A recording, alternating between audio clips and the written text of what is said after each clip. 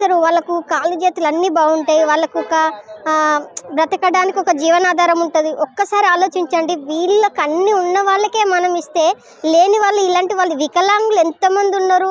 అందులో మా మరుగుజ్జులం ఒకటి. మా మరుగుజ్జులకు మేజర్గా ఇల్లు అనేది ఉండాలి. పట్టణంలో అయితే పట్టణంలో పర్లేదు, పల్లెలో అయితే పర్లేదు, వాళ్ళకు ఎక్కడ వీలుంటే అక్కడ మాకు ఇల్లు అనేది ఉండాలండి. పింఛన్ అనేది లేదండి, నాకు ఇంతవరకు పింఛన్ లేదు. నాకు అసలు సర్టిఫికెటే లేదు కదా. తిరిగి తిరిగి కాళ్ళు అరిగిపోయినాయి, మనసు అలసిపోయింది. ఇంకా నాకైతే అలాంటి అలసిపోయిన గుండెలు ఎన్నో, అరిగిపోయిన కాళ్ళు అరిగిన కాళ్ళు సర్టిఫికెట్ లేకున్న వాళ్ళ కాళ్ళు ఎంతమందో.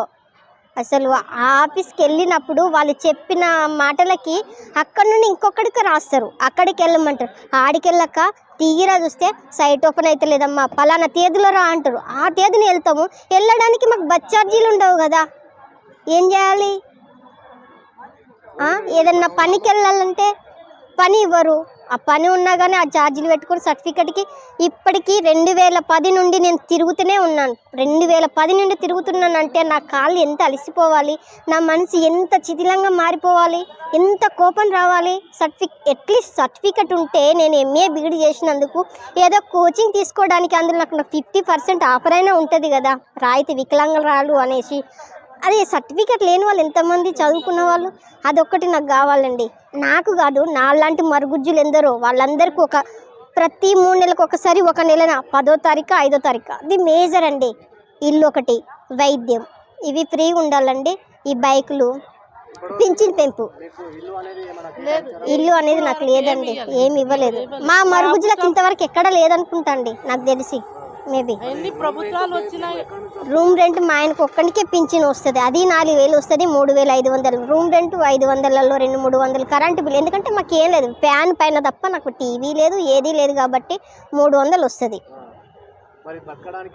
ఎలా బ్రతకాలా అదే ఆలోచిస్తున్నాం. ఏ ప్రభుత్వం వచ్చినా కానీ ఇల్లు ఇవ్వలేదు. ఏ ప్రభుత్వం ఇప్పుడు వరకు వస్తూనే ఉంది, పోతూనే ఉంది ప్రభుత్వం. కానీ ఇల్లు మాకు అసలు ఫస్ట్ మాకు ఇవ్వాలి కదా. ఇల్లు ఉన్న వాళ్ళకే ఇస్తుంది ఇల్లు. ప్రభుత్వం కూడా చూడాలి కదా, అసలు చూసలేదు ప్రభుత్వం. డిమాండ్స్ అంటే సర్టిఫికెట్ ఫస్ట్.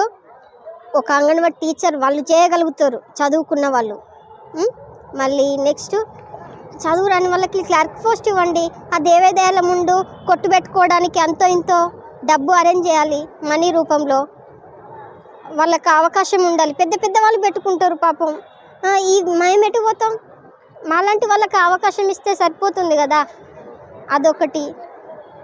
పింఛన్ పెంపు.